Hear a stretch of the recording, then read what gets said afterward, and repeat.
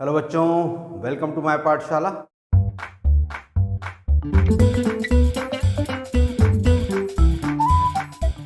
मैं हूं योगेंद्र सर और मेरी इस पाठशाला में आप सभी का स्वागत है।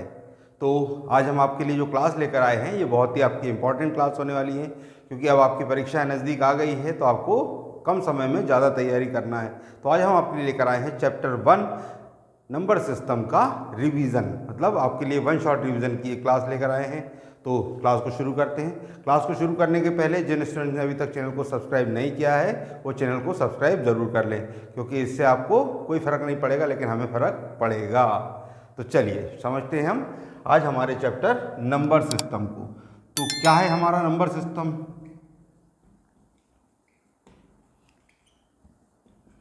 ये हमारा पहला चैप्टर है। इसमें हम 3 टॉपिक को समझने वाले हैं। हमारे पास 3 टॉपिक हैं। सबसे पहले जो हम समझने वाले हैं वो है कि रियल नंबर्स।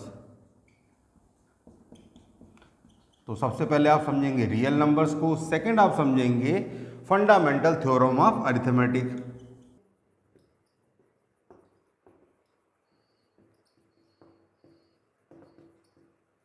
तीसरा जो हम सीखने वाले हैं, इसमें हम सीखने वाले हैं जो हमारे नंबर्स हैं इनको हम प्रूव करेंगे इरेशनल नंबर, मतलब प्रूविंग हम इरेशनल नंबर। ये हमें 3 टॉपिक इसमें आज की क्लास में हम कवर करने वाले, क्योंकि यही हमारे चैप्टर में आने वाला है, यही हमारे सिलेबस में है। तो सबसे पहले समझते हैं। सबसे पहले हम बात करते हैं, देखिए नंबर्स आपने पढ़े हुए हैं। नंबर्स आपने जो पढ़े हुए हैं, हम नंबर की बात करें 1 2 3 4 5 6, इस तरीके से जो नंबर्स होते हैं इन नंबर्स को हम कहते हैं नेचुरल नंबर्स। ये नंबर्स हमारे क्या कहलाएंगे? Natural number. अब इसके बाद अगर नंबर्स की बात करें, इन्हीं नंबर्स में मैं क्या करता हूँ, जीरो को ऐड कर लेता हूँ। तो ये हो गया 0 1 2 3 4 5। इस टाइप के जब नंबर्स, मतलब हम इन्हीं नेचुरल नंबर्स में हमने जीरो ऐड कर दिया तो इस कंडीशन में हम बोलेंगे इसको होल नंबर। ये नंबर हमारे कैसे हो गए? होल नंबर्स हो गए। अब ये नंबर सारे के सारे आप देख रहे हैं कि जीरो के राइट साइड के पॉजिटिव नंबर्स हैं। अब अगर मैं कुछ ऐसे नंबर्स को ले लूँ जो कि कैसे हों, नेगेटिव भी हो पॉजिटिव भी हो, मान लीजिए -3 है, -2 है, 7 है, 11 है, ये सारे नंबर्स मतलब नेगेटिव एंड पॉजिटिव, इन जब नंबर्स को हम मिला लेते हैं तो हम इनको कहते हैं इंटीजर्स। ये नंबर्स हमारे क्या कहलाएंगे? इंटीजर्स हुए। अब इन इंटीजर्स के अलावा हमारे पास और कुछ नंबर कैसे होते हैं जो कि P/Q के फॉर्म में होते हैं। सपोज कीजिए 2/3 है, 8/7 है। तो इस टाइप के जो नंबर्स होते हैं जिनको आप P/Q के फॉर्म में लिख सकते हैं। और यहाँ पर क्या होना चाहिए, जो Q है वो 0 के इक्वल नहीं होता है, हो सकता है। उस कंडीशन में नंबर्स को हम क्या कहते हैं? इनको हम कहते हैं रेशनल नंबर। अब इन रेशनल नंबर्स के अलावा जो नंबर्स होते हैं, मतलब ऐसे नंबर जिनको आप P/Q के फॉर्म में नहीं लिख सकते हैं, है ना, वो नंबर्स क्या हो जाएंगे? हमारे इरेशनल नंबर कहलाएंगे। जैसे √2 हो गया, √3 हो गया, इन नंबर्स को हम क्या कहते हैं? Irrational number. तो आपने ये नंबर्स देखे, नेचुरल नंबर्स दिखे, होल नंबर्स देखे, फिर उसके बाद में आपने क्या देखा? इंटीजर्स को देखा, उसके बाद में आपने देखा रेशनल नंबर और इरेशनल नंबर। इन सभी नंबर्स को अगर हम मिला दें तो इन सबको मिलाकर हम क्या कहते हैं? यही है हमारे रियल नंबर्स। अच्छा, अब आपको MCQ के फॉर्म में आता है या आपको एक ट्रू फॉल्स के फॉर्म में आता है कि क्या सारे होल नंबर रियल नंबर हैं, तो आप कहेंगे यस इट इज़ ट्रू, क्योंकि सारे के सारे जो होल नंबर है वो कहाँ आ रहे हैं? रियल नंबर के अंदर आ रहे हैं। सारे इंटीजर्स जो है वो किसके अंदर आ रहे हैं? रियल नंबर के अंदर आ रहे हैं। सारे रेशनल नंबर, इरेशनल नंबर, तो ये सारे के सारे हमारे किस में कवर हो रहे हैं? ये हमारे कवर होते हैं रियल नंबर के फॉर्म में। सारे नंबर्स हमारे कैसे हो गए? रियल नंबर्स हो गए। क्या बात है सर, क्या बात है सर, क्या बात है। ये रुको जरा, सबर करो। अब इन्हीं रियल नंबर्स के आगे हम इसको समझते हैं। अब देखिए आपने कुछ नंबर्स ऐसे पढ़े हुए हैं, जैसे अगर हम आपसे कहें 2 3 5 7, ये नंबर्स हमारे कैसे नंबर्स हैं? इन नंबर्स को आप कहते हैं प्राइम नंबर्स। अब इन प्राइम नंबर्स के साथ क्या कंडीशन होती है? प्राइम नंबर जो होते हैं इनके केवल 2 फैक्टर होते हैं, ये 1 से डिविजिबल होते हैं और खुद से डिविजिबल होते हैं, है ना। नंबर्स कैसे के होंगे, 1 से और खुद से डिविजिबल। जितने भी हमारे जो प्राइम नंबर्स होंगे इनके कितने फैक्टर होंगे, केवल 2 ही फैक्टर होंगे। अब ऐसे नंबर्स तो होगा जिनके 2 ही फैक्टर होगा, इनको हमने क्या कहा, प्राइम नंबर। अब ऐसे भी तो नंबर होंगे जिनका फैक्टर कैसे होंगे, 2 से ज़्यादा होंगे, उन नंबर्स को हम कहते हैं कंपोजिट नंबर। उन नंबर्स को हम क्या कहेंगे, कंपोजिट नंबर। अब कोई कंपोजिट नंबर है, मान लीजिए कोई कंपोजिट नंबर, जैसे सबसे छोटे कंपोजिट नंबर की बात, तो कंपोजिट नंबर मतलब कौन से नंबर, वो नंबर जिनके फैक्टर 2 से ज़्यादा होंगे। तो सबसे छोटा जो कंपोजिट नंबर है हमारे पास कितना है, 4 है। 4 एक ऐसा नंबर है जो कैसा है, कंपोजिट है। देखिए 4 के फैक्टर्स की बात करें तो क्या हो गया, 1 हो गया, फिर इसके बाद में 2 भी हो गया और 4 भी हो गया। तो इस कंडीशन में क्या होता है, ये नंबर हमारा कैसा कहलाएगा, कंपोजिट नंबर। अगला नंबर की हम बात करें तो क्या हो गया, 6 हो गया। 6 के फैक्टर्स की बात करें तो इसमें 1 हो गया, 2 हो गया, 3 हो गया और 6 हो गया। मतलब अगर हमारे फैक्टर्स मोर देन 2 हैं तो नंबर्स क्या कहलाएंगे, हमारे कंपोजिट नंबर्स। अब क्या होता है, इन कंपोजिट नंबर्स को आप किसी भी कंपोजिट नंबर्स को क्या लिख सकते हैं, जैसे अगर आप 6 को फैक्टराइज करना चाहेंगे, 6 का जो आपने प्राइम फैक्टराइजेशन देखा तो उस कंडीशन में आपको क्या देखा कि 2 × 3। तो हर नंबर को, हर कंपोजिट नंबर को क्या कर सकते हैं आप, प्राइम नंबर्स के, मतलब हर कंपोजिट नंबर के क्या होते हैं, प्राइम नंबर्स फैक्टर होते हैं, उसको आप प्राइम नंबर्स के मल्टीपल्स के फॉर्म में लिख सकते हैं। यही है हमारी फंडामेंटल थ्योरम ऑफ अरिथमेटिक कि किसी भी कंपोजिट नंबर को आप प्राइम नंबर्स के मल्टीपल के फॉर्म में लिख सकते हैं, है ना। उसके फैक्टर क्या होंगे, प्राइम नंबर्स होंगे। तो ये क्या हो गया, हमारा कंपोजिट नंबर हो गया। अब कुछ ऐसे नंबर्स होते हैं, जैसे मान लीजिए कि 5 की बात करें और 8 की बात करें। अब यहाँ पर आप देख रहे हैं कि 5 और 8 में इन दोनों नंबर्स का कोई भी कॉमन फैक्टर नहीं है। इन दोनों नंबर्स में ऐसा कोई नंबर नहीं जिससे इन दोनों को आप डिवाइड कर सकें। तो इस कंडीशन में ये नंबर्स हमारे कहलाएंगे को प्राइम नंबर्स। मतलब ऐसे नंबर्स, हम इसमें एक वर्ड छूट गया हमारा मन, जिसको हम समझने वाले हैं, देखा आपने लापरवाही का नतीजा है, HCF और LCM।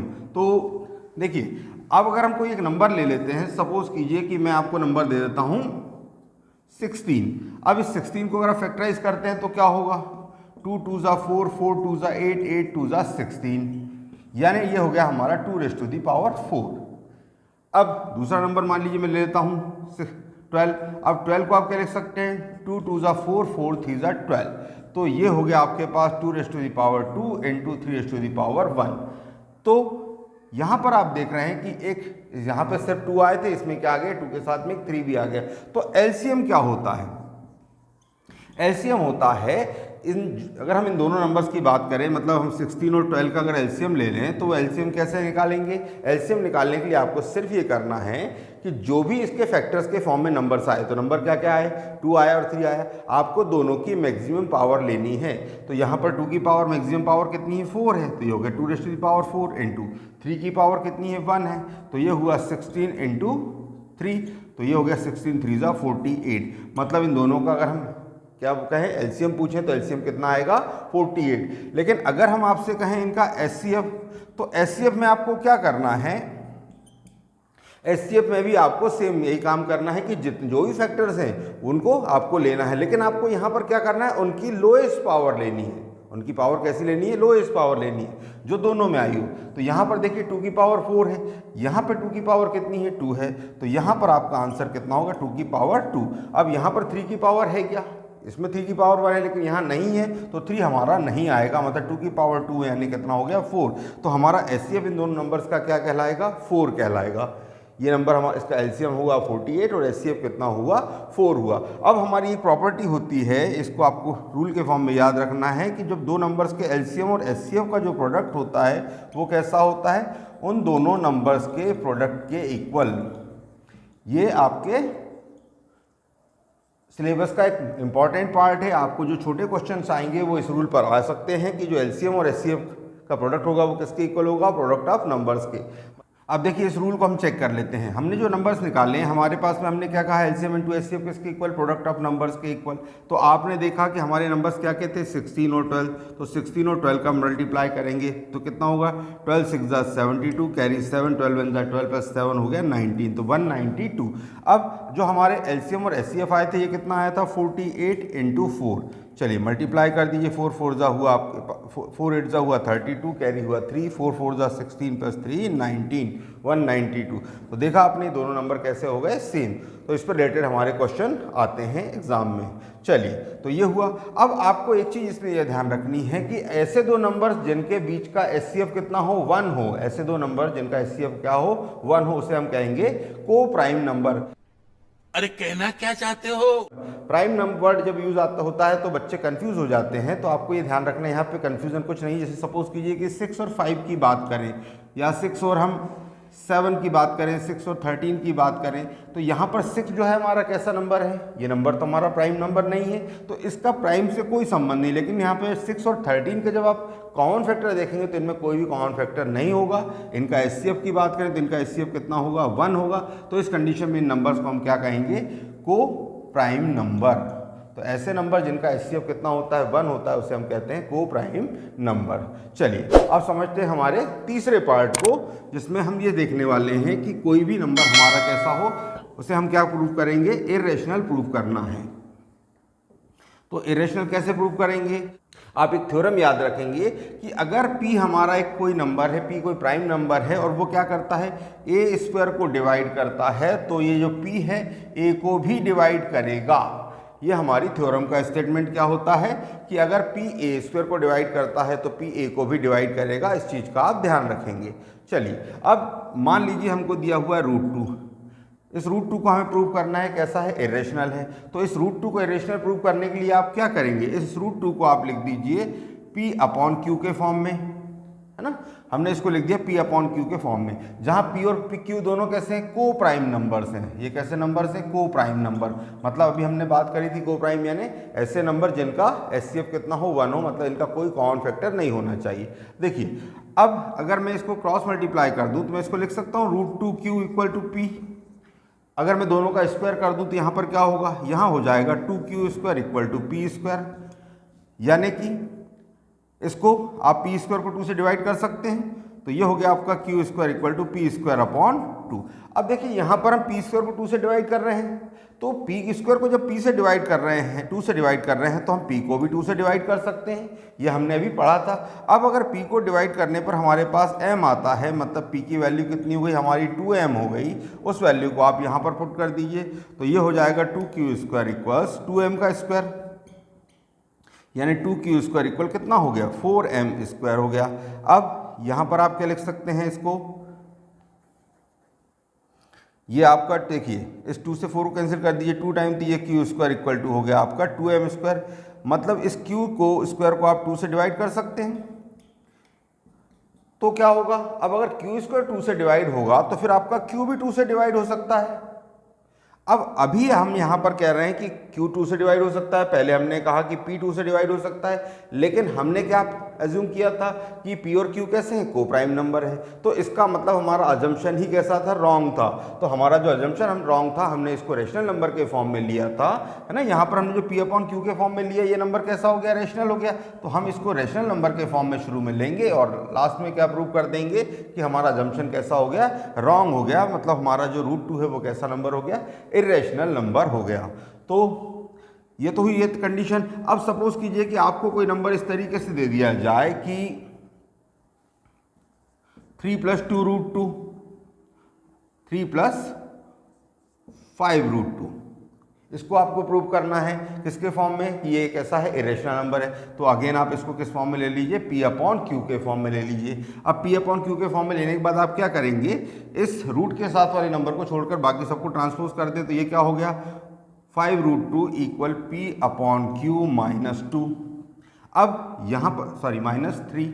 अब यहाँ पर इसके साथ इसको आप क्या कर सकते हैं, यहाँ लिख सकते हैं 5 √2 equal p -3q upon q। अब ये जो 5 है ये भी कहाँ जाएगा, नीचे। तो √2 इक्वल क्या हो जाएगा, p -3q अपॉन 5pq। ये हो गया, इस q के साथ 5 भी नीचे आ गया। अब ये देखिए ये वाला पार्ट हमारा कैसा है, ये हमारा रेशनल नंबर के फॉर्म में है ना, p अपॉन q के फॉर्म में। ये नंबर कैसा हो गया, रेशनल के फॉर्म में, जबकि √2 कैसा है, हमारा इरेशनल नंबर है, ये हमको मालूम है। तो इस कंडीशन में क्या होगा, ये कंडीशन हमारी अगेन कैसी हो गई, गलत हो गई। तो इसका मतलब क्या हुआ कि 3 + 5√2 भी कैसा नंबर हो गया, हमारा इर्रेशनल नंबर हो गया। यही आपको लिखना है। तो ये था आज की क्लास हमारी, जिसमें हमने चैप्टर 1 को रिवाइज किया।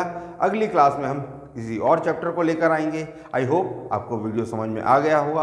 अगर आपको से वीडियो समझ में आया है, इससे आपको मदद मिलती है, तो हमारे चैनल को जरूर सब्सक्राइब करें, वीडियो को लाइक करें, दोस्तों के साथ शेयर करें। Thank you.